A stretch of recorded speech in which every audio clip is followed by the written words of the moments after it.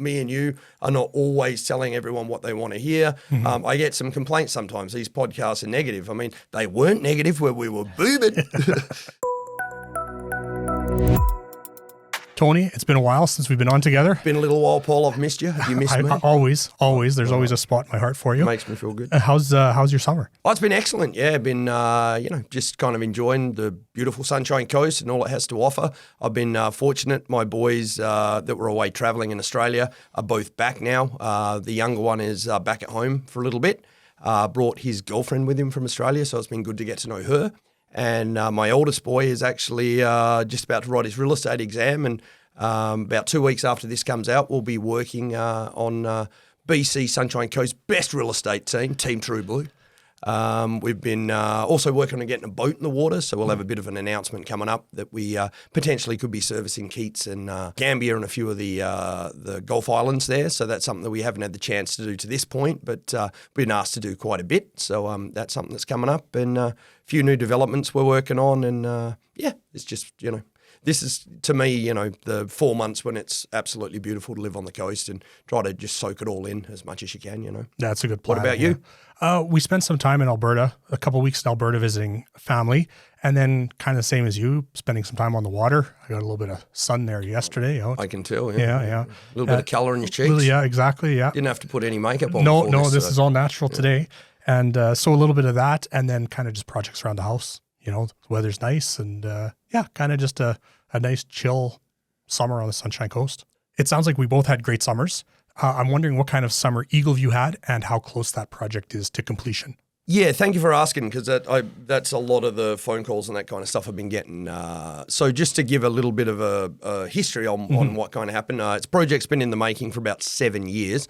As and a lot of the listeners know, it is quite challenging to do development on the Sunshine Coast, and that's just given the demographic that's here. An older demographic tends to be less open to kind of development, as opposed to a younger one where they might be interested in some of the DCCs, that kind of stuff that goes to the local government, being invested in new infrastructure or stuff for younger families. With a retiree demographic, they're kind of like of the attitude, kind of not my backyard. We've retired. We're happy with how things are. The status quo, we don't really want anything. So in and of itself, it's hard to do development here. And then in the middle of it, we had COVID, which, obviously upset the world and caused a bunch of delays. So finally, we're at the point now where starting to do deficiency walkthroughs. So if you're not familiar, or if a listener isn't familiar with EagleView, there's 3 rows there. The first row, row 1, was done to kind of maintain the form and character of the neighbourhoods. They're townhomes with garden suites below them.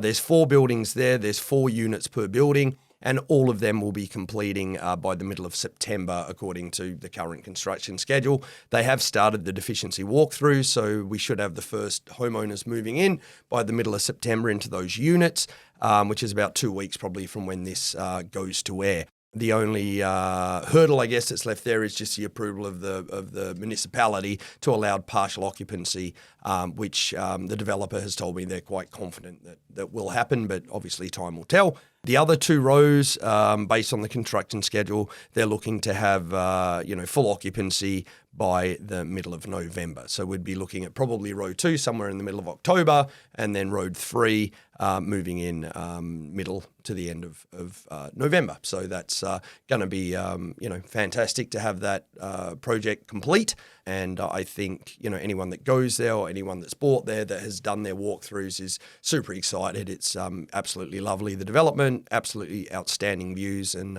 it should be a great addition to Gibsons in general. We do have some new addresses coming out. So the addresses are not going to be 464 Eaglecrest, they're going to be 468 Eaglecrest, and we actually now have the finalised addresses for each unit. So that's an exciting thing for the buyers. If any of them are watching this, Christina in the next week is going to be actually emailing out your physical address with postal code and everything else. So that's an exciting thing to know, what your mailing address is going to be now you're moving into your new unit. Once or twice a week, my wife and I walk English Trail just to get a little bit of exercise, and part of it leads past that development. And it's like a gorgeous complex when you walk past it. It looks really good. There's still a little bit of finishing to do on it, but I think it's going to be a nice addition to the neighborhood and to the town. The security guy did actually ask me to ask you to stop going by so frequently, and they are thinking about taking out a restraining order. So okay. no more fair. sneaking on the property. Yeah, no more wandering around for me. No, no more exploring. Yeah, it is visually quite stunning from the outside, but especially when you go inside and you check out the views and that kind of stuff. It is lovely. So we'll definitely once they open it up, we'll get you guys in to have a look. And that'd be great. I'd like that. See what you guys think. Yeah. That's an update on the specifics of EagleView. And now, in a more general sense, what kind of summer did we have on the Sunshine Coast in the real estate market? I think a lot of Canadians are vacationing locally. So from a tourist standpoint and from traffic on the road, that kind of stuff, it's as busy as I've ever seen it. But from a real estate market, sales activity is still down substantially year over year. I think in general, I looked at the stats the other day. I think we're down 2% year over year. There is some optimism that, moving into spring next year, that things are going to balance out a little bit and we're going to kind of see an increase in activity from this year to next year. But in general, sales activity is down. There's lots of inventory. Buyers up until, kind of July were still kind of sitting on their hands, not necessarily pulling the trigger on stuff.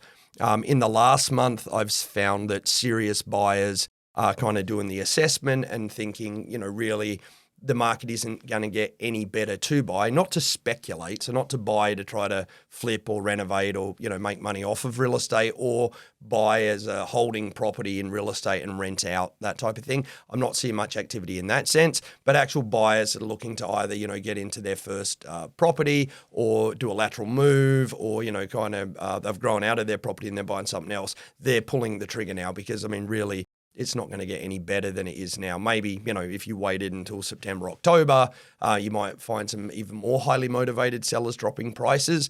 But really, it is a great time to be buying and not necessarily the best time to be selling. I would imagine that a lot of the unmotivated sellers will be taking their properties off the market. If they don't need to sell, they've been sitting there hoping that they get the price that they think that they should get based on their tax assessment from last year, which isn't really the reality anymore. Motivated sellers in the last, we're filming this in the middle of August. We're going to be putting out in September, but in the last, week or so, so now it's the 21st of August. In the last 7 days, I've seen a whole bunch of sellers that need to sell drop substantially their prices to the point where I have one specific seller that did, unfortunately not get a deal come together based on a very small amount of money. And now I believe they are kind of regretting that because comparable properties are all dropping substantially. And now, they're going to be looking back if they do get another offer, likely. I don't want to jinx them, but statistically speaking, the next offer they're going to get probably isn't going to be as good as the one they rejected because we are kind of getting to the end of the season. And the people that do need to sell now are like, crikey, I've only got 3 weeks left, a month left to sell. And so they're going to start adjusting their prices. So I'd say inventory levels in the next probably 6 weeks are going to go down.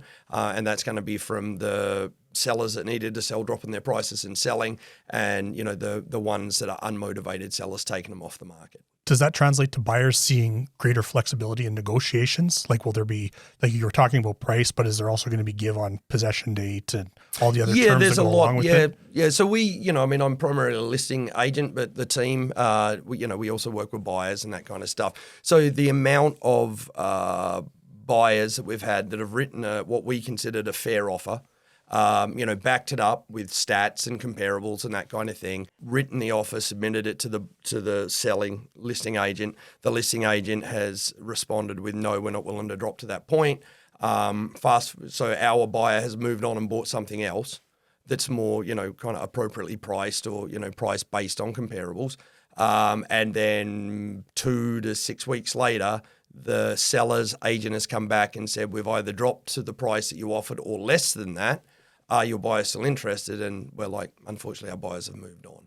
So that's kind of, where we're seeing things progress. So motivated sellers, I think now we're getting to the point where they have to sell, and so the prices are adjusting accordingly. If a seller were to call you and say, hey, Tony, I've kind of been kicking around the idea of selling. I don't really have any place to go and I don't have any other reason to sell other than I want to test the market. Is this a good time for me to list? What's your advice to that seller? To be honest with you, I don't know why anyone that didn't need to sell the house would list their house, because I mean, I do it for a living, but it's one of the most stressful things you can do other than have a kid, get married, or start a new job. I mean, it's probably, above one or two of those other things. So if you don't have to sell, why would you want to put your house on the market? I mean, there are serial listers out there, and there's probably a shortage of therapists on the Sunshine Coast, maybe. So you're better off probably phoning a psychiatrist than exercising your ability to list your house for no determined reason. But it's not a good time, any time, to do that. But especially now, you're not going to get top dollar for your house if you just listing it for the sake of listing it. That's the reality on the Sunshine Coast, but broader implications across Canada will be changes to interest rates.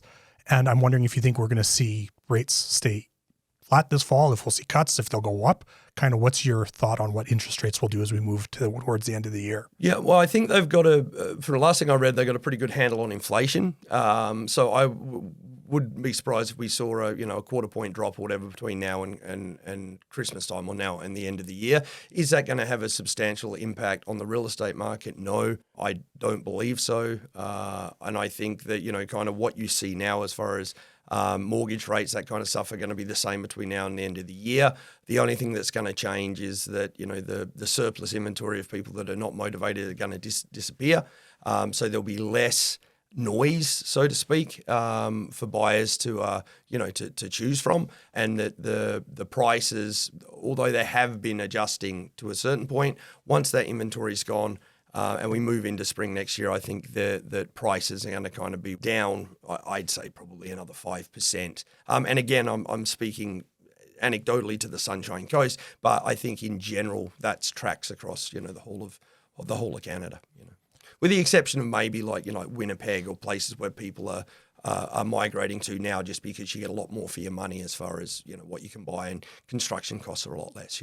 I'd watched a story, I think, on the CBC talking about uncertainty that Canadians have kind of across the country, coast to coast to coast, and that they're hesitant to make major purchases or buy new cars or buy real estate. And is that something you're seeing here on the Sunshine Coast as well? Yeah, absolutely. Yeah. I think that, I'm mainly dealing with people just based on, my response to your question earlier. If someone rings me up and they want, they're speculating on selling their house, and, if they get the right amount, they'll sell, and if they don't, they don't. Now's not the time to do it. So I'm pretty direct with them, in that sense. And, if someone asks me for stats, in my opinion, I'll give it to them, and it may not be what they want to hear. And generally, if that's the case, then, they won't list, or they won't list with me, because they'll go with a realtor that's got a more positive outlook, or is willing to take on, the risk, so to speak, of listing a home without a likelihood of it selling. So for me, if I take on a property, typically only list it for 3 months.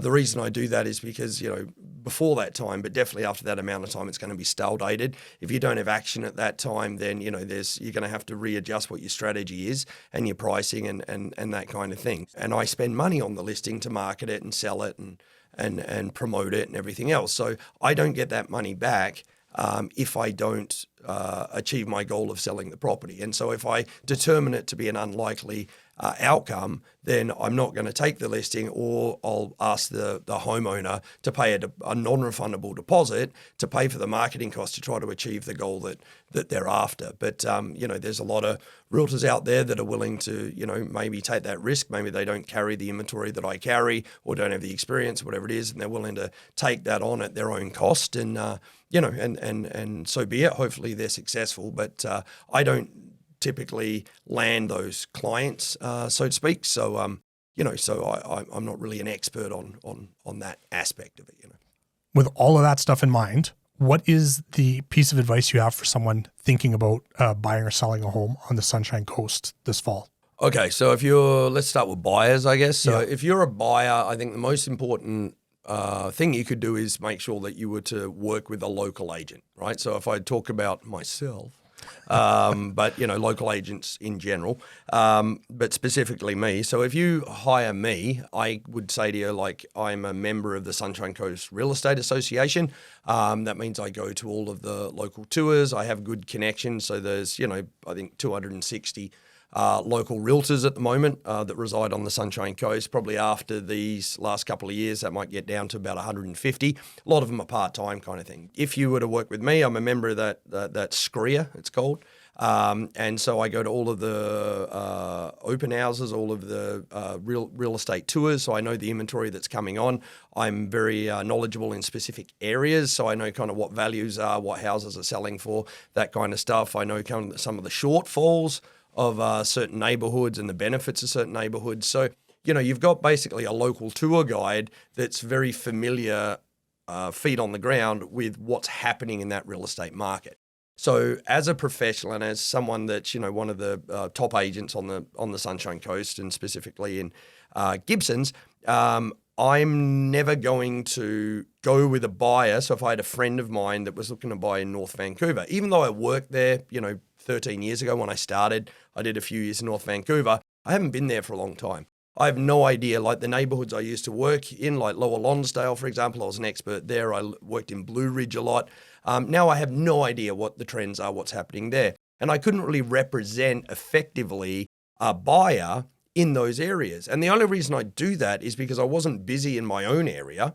And I needed to get out there and make some money. And that's the only option I've got because I'm maybe not spending any money on marketing or advertising, or I'm not established or knowledgeable or whatever it is. So that's the main thing is if you're a buyer, you want to work with someone locally. Now, you may have a real estate agent back in Burnaby, where you're thinking of moving from, right? So that real estate agent may want to get paid something for you buying your house. But obviously, even if they're your friend, you're going to say to them, listen, Billy, are you really the best guy to help me buy a house in Gibsons? And if he's honest with you, he's not going to say yes. He's going to go, no, not really. So, okay, well, why don't you refer me to someone in Gibsons, or I'll make my own decision. And as a buyer, you just then go to that realtor and go, listen, I got my friend Billy. He wants to come over. I know he's not the best fit. What do you think about giving him a referral?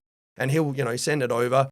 They've got an established relationship with that buyer. So as if someone said that to me, I go, okay, no worries, Billy, 2%. No, I wouldn't. I'd go 15%. We'd negotiate. But I'd go maybe 5%. Anyway, so we'd work out a split for him. And then what would happen is I'd work with the buyer, give him advice, that kind of stuff. He could also be included on the email so we can have a look at the contracts. You could probably get educated on septic systems because none of them know anything about them. But anyway, so we'd do this, and Billy's hypothetical, so no one can get upset at me for that. So that would be the biggest thing if you're a buyer, right? Now, the thing with sellers, what happens quite often is a seller will think, oh, if I list with a Vancouver agent, I'm going to get more exposure. The reality is no, you're not going to get more exposure, right? You're going to get the same exposure or less exposure probably, because if there's a listing on the Sunshine Coast and it goes on the MLS, it's exactly the same board as a Vancouver real estate agent board. The other thing is you get the exposure through SCREA. So to be a member of the Sunshine Coast Real Estate Association, you have to be a member of a brokerage that's on the Sunshine Coast, or you have to be a realtor that lives on the Sunshine Coast and does a majority of their work here. If you do that, then the property that you list is allowed to be put on Realtor Tour, where all of the realtors will come in and look at it and check it out, that kind of stuff. You'll be involved in the local marketing of the local properties, and especially if you were to go dormant. So if you were to list your property and then want to take a break, if it's listed with a local agent that has good relationships with the other top 20 agents on the Sunshine Coast, they're going to know that you have this exclusive listing, and you still get some activity and still get some showings working with that. Whereas if you're working with an out-of-town agent that doesn't have those relationships and doesn't really know the local market in that way, you're not going to be represented as best. The other thing is knowing the market, knowing what's going on here. If I, again, so to flip it, so I'm not working with a buyer that's looking to buy in North Van. I've got a friend of mine that wants to sell in North Van. I don't really know the nuance of the market. I don't really know exactly what, one home's different than the other. I probably haven't gone in and seen any of them when they've been on open house or on Realtor Tour, which they did used to do in North Vancouver as well. But you're not aware of that. So you can't really say I'm an expert, I'm super knowledgeable on that market. You can't really say to someone that's looking to sell the home, nobody knows this area better than me. Whereas I can, in all honesty, if someone in Gibson says to me, I want to list and sell my detached home or my condo or my townhouse, I can back it up with stats and fact and sales numbers and everything else. I am absolutely the most knowledgeable person in the real estate market and the most active over the last 5 years. No one has sold more real estate than me in Gibsons on BC Sunshine Coast. And some years I was the top guy in the whole place. There's other agents that right now do a higher sales volume than me in different areas. But I can honestly say I'm an absolute expert on pricing and on the market in the areas that I work. And if I didn't do that, I would refer the buyers or the sellers out. And if you're working with a real estate agent that can't say that and isn't referring you out, then what's their motivation? Is it to do the best job for you or to get the best job done for you, or is it commission? And that's really, what I'd say. You want to really do that assessment, and the truth will come out if you look at it that way. I think you have a reputation for being an agent that has like your finger on the pulse and that you completely understand marketing on the coast. Everywhere I go, I see, something with your face or your logo on it. How important is marketing for a local agent?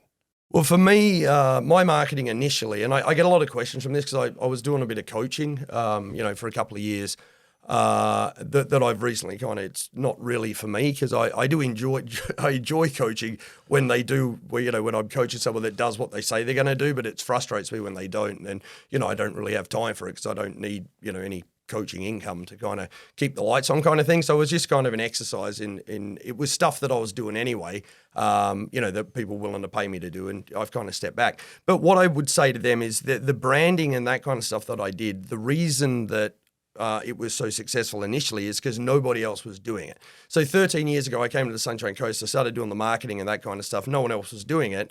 And I had an agenda in mind. So right now I see a lot of marketing that people do, and they will put a house that they're selling on Instagram, or they'll do a story on Facebook, or they'll do a TikTok, or they'll do whatever. And their goal is to become viral or have lots of people see them or to impress their existing customers, whatever it is. With me, it was kind of a more calculated approach. So it took about 3 years, and the goal was to be the third person in when someone was looking to list their home, or, generally that's what it was. I wanted to be a listing agent. Being a listing agent is a lot easier to manage in the sense if you can carry all the listings, and all the other realtors, in my mind, were working for me trying to sell those homes.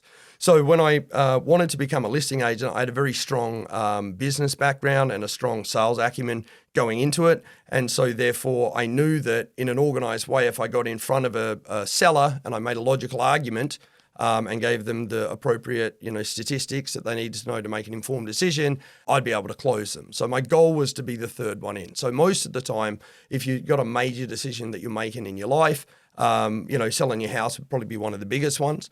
Most people will get 3 opinions. So the realtor you used last time, you're going to probably phone them in.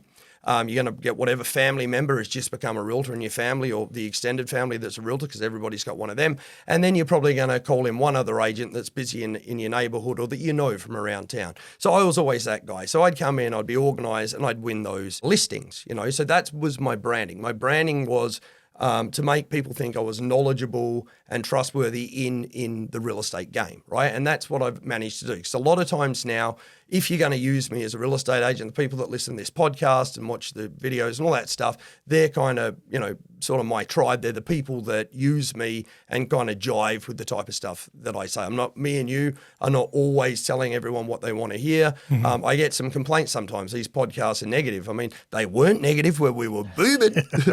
So, we try to be honest. So I'm not really attracting through my marketing anyone necessarily or my branding, so to speak, anyone necessarily that's going to buy your house, right?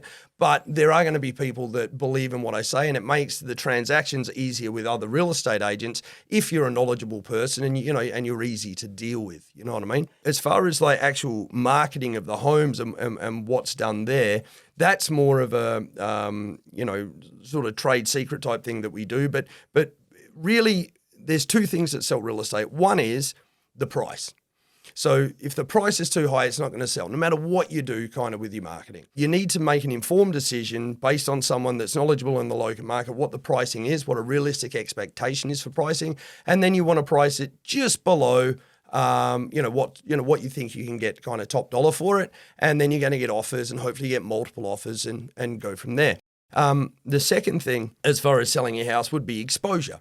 So obviously I work with you a lot. I mean, you guys do beautiful tours, making sure that, that there's that digital marketing exposure out there, that people can get all of the information they want. And the goal with the exposure is anyone that's potentially interested in buying your house needs to know it exists and needs to know it's for sale. And so I can guarantee that that's going to happen, and we're going to present it in the best possible way, because you get one chance kind of to make your first impression. Well, really you get two, because you get one online chance, and so it's presented beautifully and that attracts people to come, and then they get there and, you get a chance to make an impression when they physically show up. You can't really make it look way better than it is in person, because that's just going to result in, a bit of disappointment. But you do want to have kind of that happy blend or that happy medium between what you present online has to be very accurate with what it is. And when they get there, they want to kind of get that same vibe from there. So that's really the branding that you see around town is more branding for, or more marketing for my brand and my team.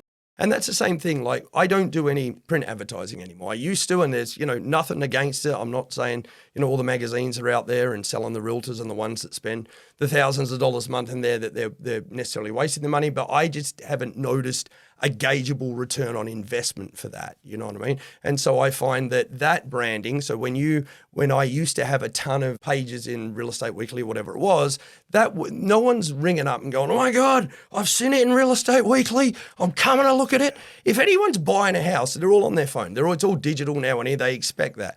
All this is doing is making the person in the house go, oh, well, my realtor's trying. It's in there with the 800 other ones. It's looking great. And then you see the beautiful face of the realtor, or, the handsome face of the realtor, whatever it is. And you go, you know what? I wouldn't mind talking to them about selling my house. That's all that is. That's advertising for the realtor and for their brand in print format. No one's buying a house looking at something in a magazine, because odds are it could be sold anyway. Whereas if you go online, they're going to look at that and then go online. So what's the point of doing that? And if they're a serious buyer, they're going to be being emailed by their realtor, the listings that are available anyway. So I didn't mean to digress too much there, but I mean, really that's the branding you see that I do around town is just to reinforce me as a good local realtor. But then the marketing that you see online that we do for specific properties, that is to, promote those properties to a potential end user, and the relationships that I maintain with other realtors. That's really the thing with other local realtors that sells the majority of the properties, is because if a serious buyer is qualified and working with a local agent, they're much, much more likely to buy a property than someone that's just floating around unrepresented thinking that they might want to move to the coast. And when you start as a realtor, the advice I have for a lot of the young ones is they run around like chickens with their head cut off backwards, walking around with people, unqualified people, not signing, buyer's agency agreements, that kind of stuff, because someone's come to the coast and is romantically thinking we might want to move here, where reality hits, they got to go home and they get back in their life and they don't do it. And very few people are now buying investment properties. So you're better off sticking with real buyers, or, for me, like allow insurance for real buyers than some guy that's just here on holiday and thinks he might, want to live where the Beachcombers was filmed, One thing I want to, if you don't mind, I'll jump in, and I want to talk about marketing. I like for a second. talking all the time, Paul. I haven't been on for a while. You have a lot of pent-up ideas and knowledge to share. When we do real estate tours for you, like you had said, a lot of buyers are already working with realtors. So they might get, like on a drip, we call it, that there's a steady flow of emails that go to buyers showing what new listings are. I think our shared strategy for your listings is that we want your listing to be at the top of the list, so that when that buyer gets an email and has 3 or 5 listings that they think they're interested in, your listing, it's presented so well that they say, that's the first one I want to see right there. Yeah. And with what we do, I mean, the biggest part of that is, again, letting out trade secrets, but everyone's known this and no one else does it. A big part of the tour is the neighborhood information and what it's like living here. And because you don't know that, especially if you're coming in from out of town, like maybe you're being transferred to a new job, or, you've decided that you're going to move back to see family. You might not have been here for a while. So you don't know what the neighborhoods are like. You don't know what the amenities are like. You don't know what the hikes are like, all that kind of stuff. Adding that element into it really speaks to lifestyle and really, is a lot more successful in selling that one particular property than just, what it is and where, what it looks like. Where it is and what you can do around there is really important. Tony, we started this podcast where we bragged about what a beautiful summer I had and what a beautiful summer you had. You also said I was beautiful, Paul. Yeah, well, that's obvious. Yes, Thank you. Goes without saying. Thank you. how many beautiful listings do you have for sale this fall? I've got a lot of beautiful listings on BC's beautiful Sunshine Coast. Starting out, we've got Sandy's Bake Shop. So that's a little commercial unit down in Lower Gibsons. Sandy has moved up to Ventureway, which she's got more of a production facility up there. So she's selling her unit down there. So that's going to be listed when this goes to air. So it's listed for $595,000. Fantastic location, great opportunity for anyone that's got a commercial business that wants tourist traffic and wants to be right down in the heart of Lower G. So that one's a great option. That's just the building though, right? There's no business involved with that. Just the building. And you will actually own the building. You will own the building, yeah, that unit. So above is my office where I operate out of.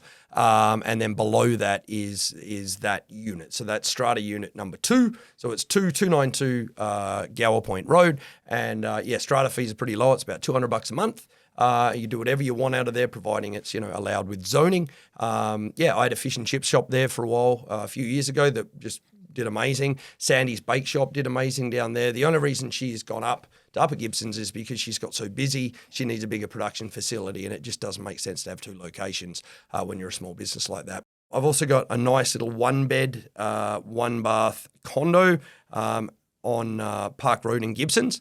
That one, they don't come up that often. It's fantastic for someone downsizing, an older person, single person, someone looking to get into the market. So that's just under $450,000. So that's a great option for someone looking to stopping renting and starting buying.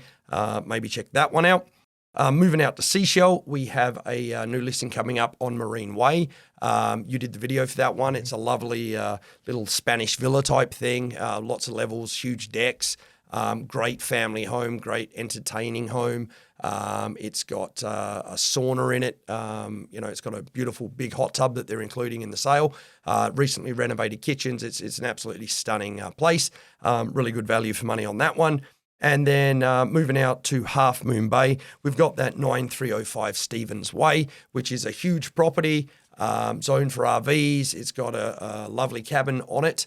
I think you did the video for that one too. So if people want to check that one out, you do a much better job of describing it in the video than I will kind of off the cuff here. But they'd be the 4 that I'd keep an eye on. And that's the beautiful listings on BC's beautiful Sunshine Coast as recited by beautiful me. Thanks for watching. And if you haven't already, please consider subscribing. While you're here, maybe you want to check out one of my listings or watch my video about why you should choose me to sell your home.